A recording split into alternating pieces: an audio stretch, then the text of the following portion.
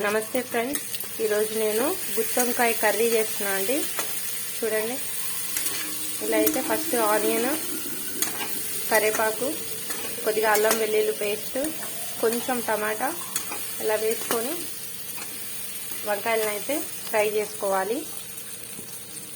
నేనైతే first paste అయితే తయారు చేసుకున్నాను అండి. ఈ పేస్ట్ని ఈ వంకాయల లోపల పెట్టి ఇలా ఫ్రై చేసుకుంటున్నాను.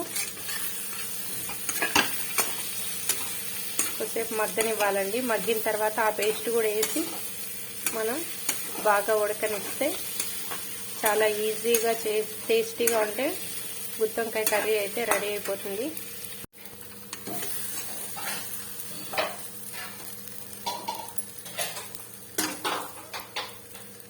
కొంచెం వాటర్ అయితే యాడ్ చేస్తున్నాను అండి. కొంచెం వాటర్ యాడ్ చేసుకొని ఉడకనివ్వాలి. దీంట్లో ఈ పేస్ట్లో కొన్ని పల్లీలు, కొద్దిగా నువ్వులు, ఒక ఆనియన్, టమాటా, కొద్దిగా ఒక చెక్క, ఒక లవంగం, కొత్తిమీర కొంచెం ఇవైతే యాడ్ చేసుకున్నా అండి. కారం, ధనియాల పొడి, గరం మసాలా ఇవన్నీ యాడ్ చేసుకొని పేస్ట్ చేసుకొని పెట్టుకున్నాను.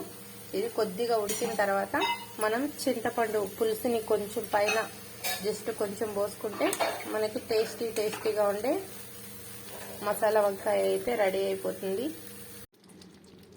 కర్రీ అయితే ఉడికిపోయిందండి. ఇప్పుడు ఫైనల్గా కొద్దిగా చింతపండు పులుసుని కొంచెం అయితే వేసుకుంటున్నాను.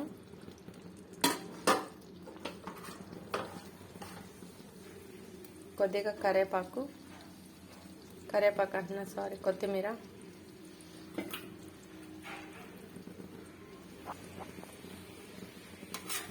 జస్ట్ ఒకసారి అలా కలుపుకొని ఒక 2 మినిట్స్ మగ్గనిచ్చిన తర్వాత స్టవ్ ఆపేస్తే టేస్టీగా ఉండే గుత్తొంకాయ కర్రీ అయితే రెడీ అయిపోయిందండి. ఇది రైస్లో కానీ చపాతీ, నేనైతే బగారా రైస్కి కాంబినేషన్గా ఇచ్చేసానండి. బగారా రైస్ అయితే రెడీ అయింది. దానికి కాంబినేషన్గా ఈరోజు మా ఇంట్లో అయితే ఇచ్చేసాను. మీకు నచ్చితే ఒక లైక్ చేసి, షేర్ చేసి, సబ్స్క్రైబ్ చేయండి. Thank you.